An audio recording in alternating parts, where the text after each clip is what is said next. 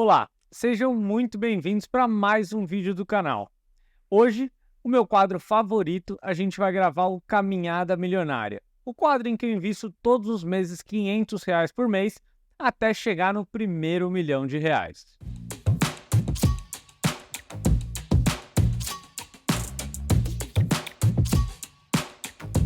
E para a gente já começar aqui, eu vou mostrar minha tela para a gente ver o que deu de resultado em abril, o que aconteceu com a situação aqui.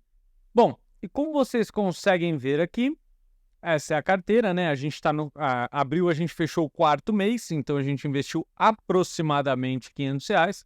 Alguns meses um pouquinho mais, um pouquinho menos, mas se você quiser saber todo o histórico, volta alguns vídeos na playlist que você vai ver todo o histórico construído aí. Primeira coisa, a gente vê que a gente teve um saldo negativo em abril, a gente perdeu um pouquinho de dinheiro. Na verdade, a gente não perdeu, né? Só a precificação mudou um pouquinho, a gente vai ver exatamente o que aconteceu. Aqui a gente consegue ver o patrimônio, né? Deixa eu tirar o zoom aqui dessa ferramenta. O nosso patrimônio crescendo a cada mês, a gente começou em janeiro deste mês, estamos em abril agora, né? Se a gente olhar a distribuição da carteira, 44% estão em FIIs, 41% em Previdência e um pouquinho em Tesouro. Lembrando que aqui tem alguns tipos de fundos imobiliários, aqui é uma Previdência em renda fixa e aqui o Tesouro tem dois ativos, né? O Tesouro Selic, que é aquele que a gente, como se fosse uma poupança, e também o IPCA mais 2045, que é aquele que a gente vai receber lá em 2045, a inflação mais um percentualzinho. Vamos dar uma olhada também nos ativos individualmente? Acho que é muito importante a gente relembrar isso. Primeiro, aquela previdência que eu tenho na Porto. Se vocês olharem aqui, a rentabilidade está em 3,77. Ó que legal. Nesses 4 meses a gente investiu R$ 200 por mês, totalizando R$ 800, e o valor já está em R$ 17. Ou seja, já tem os jurinhos aqui acumulado, né, que são esses 3,77%. Se a gente olhar no histórico, rendendo um pouquinho acima da inflação não, do CDI, desculpa. Inclusive, importante mencionar aqui, já está o resultado líquido, tirando as taxas administrativas. Então, a gente tem muito aquela noção de que previdência é um produto ruim, vendido no banco e assim por diante. E a gente pode ver que, se fizer direito, não é o produto que é ruim necessariamente, mas sim algumas ofertas que não são muito boas. E aqui a gente tem um caso de uma previdência boa. Lembrando que a ideia dessa previdência aqui é porque eu vou acumulando todo mês um pouquinho. Se acontecer alguma coisa comigo, a Tiffany recebe esse dinheiro sem entrar pelo inventário.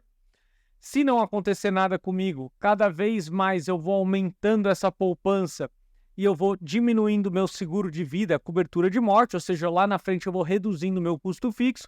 E se nada acontecer, quando eu quiser me aposentar, eu consigo transformar todo esse dinheiro em salário. Como a gente está falando aí hoje, eu tenho 26 ou 27 anos, agora me deu dúvida. Eu tenho 27 anos. Se, por exemplo, eu quiser trabalhar até os 67, a gente está falando de 40 anos investindo. Então, esses juros aqui que já começaram a aparecer no quarto mês, em 40 anos vai ser uma bolada, vai ser muito mais do que eu vou tirar do meu bolso. O próprio dinheiro vai trabalhar para mim. Mas voltando aqui, essa é a função da Previdência. Então, pessoal, vocês vão ver que possivelmente daqui a alguns meses eu vou aumentar o aporte, simulando uma pessoa que depois de um tempo aumentou um pouquinho a renda e tudo mais. Mas eu vou manter os R$ 200 por mês, justamente porque a ideia aqui é diluir a Previdência, cada vez ela representar menos da minha carteira. Voltando aqui, se a gente olhar os 3 fundos imobiliários, os 3 que acabam com 11 aqui, né? Lembrando que fundo imobiliário é aquela parte da minha carteira que, por estar investindo em imóveis, de forma indireta ou direta, né? Eu recebo todos os meses aluguéis. E como esses papéis, essas cotas, são negociadas entre as pessoas, o preço flutua um pouquinho, porque às vezes as pessoas aceitam pagar um pouquinho mais, aceitam pagar um pouquinho menos. Às vezes sai uma notícia de um shopping, por exemplo, do XPML, e esse shopping está bombando, então muita gente quer comprar, e se muita gente quer comprar e pouca gente está vendendo, o preço aumenta, é natural. Por isso vocês vão ver rentabilidade negativa, aqui está positivo, mas não tem problema. A ideia aqui não é a gente ficar assustado com isso. A gente sabe o que está fazendo, então tranquilo, a gente espera já que isso aconteça.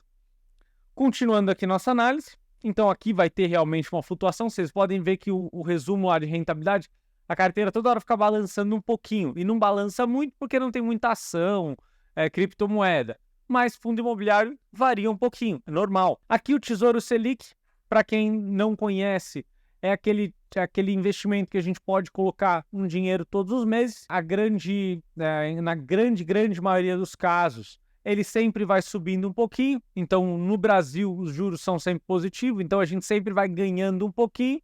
E você pode sacar a qualquer momento que você não tem prejuízo por isso. Não existe aquele fenômeno que a gente chama de marcação a mercado. Então, se você está querendo um dinheiro que você vai usar daqui a um ano, está querendo poupar um dinheiro, começar, provavelmente o Tesouro Selic é uma boa alternativa, porque é como se fosse uma poupança mesmo turbinada. É um investimento muito legal também.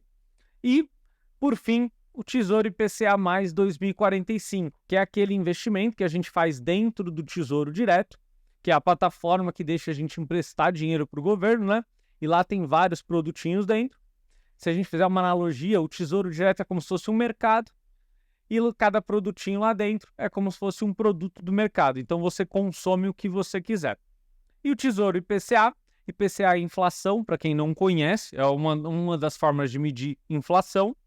E esse título aqui, ele basicamente fala o seguinte: olha, se você colocar o dinheiro hoje e sacar em 2045, eu vou te pagar por todo esse período a inflação mais alguma coisa.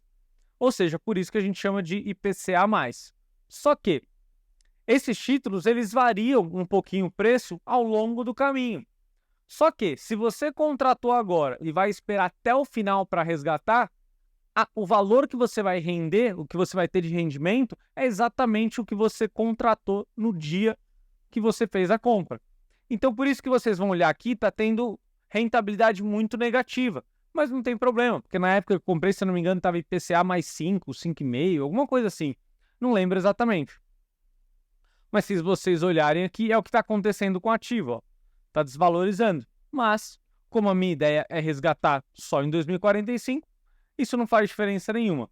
Agora, se a gente olha de novo o resumo aqui, a gente consegue ver a nossa carteira é essa linhazinha aqui, meio azulzinha, não sei como vocês conseguem ver aí.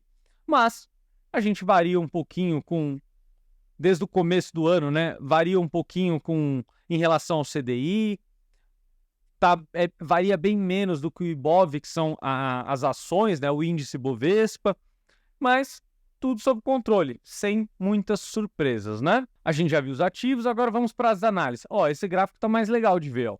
Tá vendo que o CDI, que é aquele dinheiro que a gente deixa na caixinha do Nubank, ele vai rendendo dessa forma. Só que a minha carteira, como tem um pouquinho de fundo imobiliário, tem um Tesouro IPCA+, que varia um pouquinho, então ela não é uma retinha. Ela vai dando uma oscilada e tá tranquilo. Beleza?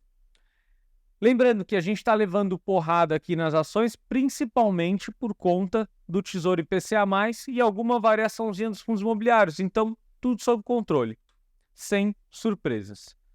Se a gente olha aqui a parte de proventos, que são os aluguéis que eu queria mostrar para vocês, que são os fundos imobiliários que a cada mês a gente compra, olha os aluguéis que eu comentei. Em janeiro a gente recebeu 1,84.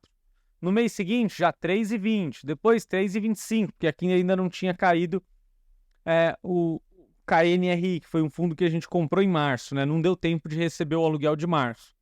E aqui, ó, já chegamos a 5,52. Está cada vez aumentando mais.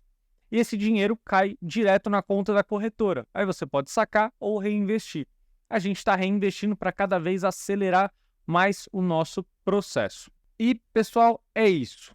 Aqui eu queria mostrar para vocês. Eu pensei agora, para ficar mais didático, lembrando que quando a gente fala desses ativos, tirando a Previdência, que está na Porto Seguro, todos os outros ativos estão na Nuinvest, que eu achei que fosse a corretora mais acessível para grande parte de vocês. Hoje o Nubank tem uma capilaridade grande, mas dá para você fazer isso por qualquer outra corretora. Inclusive, possivelmente, a gente vai transferir a corretagem para outra corretora futuramente. Vamos ver. Conforme o tempo for passando, a gente vai decidindo. Aqui eu vou mostrar para vocês, se vocês olharem aqui por instituição, está dando que no Nubank está tendo um saldo de 1.165. Se a gente entra aqui na conta do Nubank, de fato, do Nuinvest, na verdade, tem 1.166. Aqui variou um pouquinho os fundos imobiliários, normal, sem surpresas, pessoal. E aqui um pouquinho antes da gente começar, eu tinha feito aqui eu vou mostrar para vocês, o extrato. Eu fiz a transferência um pouquinho antes aqui da gente começar a gravação, hoje é dia 2/5, eu transferi R$300. Já tinha 13 reais aproximadamente dos proventos que foram caindo. Vocês conseguem ver aqui as moedas que vão caindo. E a gente vai cada vez reinvestir mais. Então eu transferi R$300, já tinha 13, e a gente vai para 313,89. O boleto da Previdência eu já paguei também. Eu vou colocar aqui, vou pedir para o pessoal colocar aqui na tela para vocês. E a gente já vai fazer as compras aqui ao vivo mesmo. Eu acho que é a forma mais didática que eu encontrei de fazer esse quadro, né? Primeira coisa, pessoal, eu queria comprar fundo imobiliário para a gente aumentar os nossos aluguéis. Então, se a gente aqui olha em fundos imobiliários e olha o que a gente já tem, ó, a gente tem XPML, BCFF11. Lembrando que BCFF11 é um fundo de fundos, ele compra vários outros fundos. KNRI tem vários prédios, então a gente está comprando prédios que são alugados para empresas. E XPML é um fundo de shoppings. Bom, vamos comprar um pouquinho de XPML aqui. Então a gente clica aqui, o nosso preço médio está em 115, o último preço, ou seja, que as pessoas estão precificando, está em 117, não tem problema. Vamos comprar aqui uma unidadezinha e comprar. Aqui, claro que a gente vai borrar a assinatura eletrônica. Prontinho. Aqui a gente vai ver os pedidos. A ordem foi executada às 117h14, como vocês podem ver. Aqui eu já vou fazer a conta, pessoal. A gente tinha 313 de saldo, né? Vou colocar aqui no celular só para ficar fácil. Então, se executou a 117,14, significa que a gente ainda tem mais R$196 para gastar. Eu queria também comprar um pouquinho. Vamos voltar aqui para a tela inicial. Eu queria comprar um pouquinho de IPCA+, porque eu estava dando uma olhada aqui, ó. IPCA+. Ué, não dá para comprar por aqui? Vamos comprar por aqui mesmo. Tesouro Direto. IPCA+.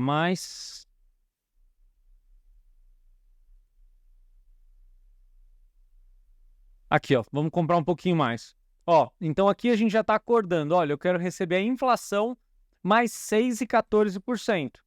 E cada papelzinho que a gente consegue comprar de 0,01 por vez do título custa R$36. Então vamos comprar. Ó, vamos colocar aqui R$115 mais ou menos, que eu acho que vai dar uns 3, 6, 9, 18, um pouquinho mais, né? R$120 mais ou menos. Sem problema. Vamos continuar aqui. Total do investimento, R$110. Então, li e concordo. Beleza. Assinatura. Prontinho. Agora é só acompanhar. Beleza? Então, compramos um pouquinho de Tesouro IPCA, pagando 6,14 mais a inflação, ou seja, um ótimo rendimento. E sobrou um saldo ainda, né? Vamos dar uma olhada no que sobrou aqui. 196, a gente comprou 110, menos 100, vou colocar 112 só para dar uma folguinha aqui na conta. Sobrou R$84. Vamos comprar um pouquinho mais de fundo imobiliário, então. Acho que dá para comprar aqui, ó. Se a gente olhar fundo imobiliário, BCFF, vamos usar esse aqui, porque o BCFF11, ele é picadinho, então dá para a gente comprar com esse trocado. E olha que legal, o custo médio que a gente tem na carteira, que a gente comprou, está R$ 9,16. O preço agora está R$ 9,00. Então dá para a gente comprar algumas unidades. Vamos comprar 8 cotinhas. Então ele vai transferir lá para a tela de compra.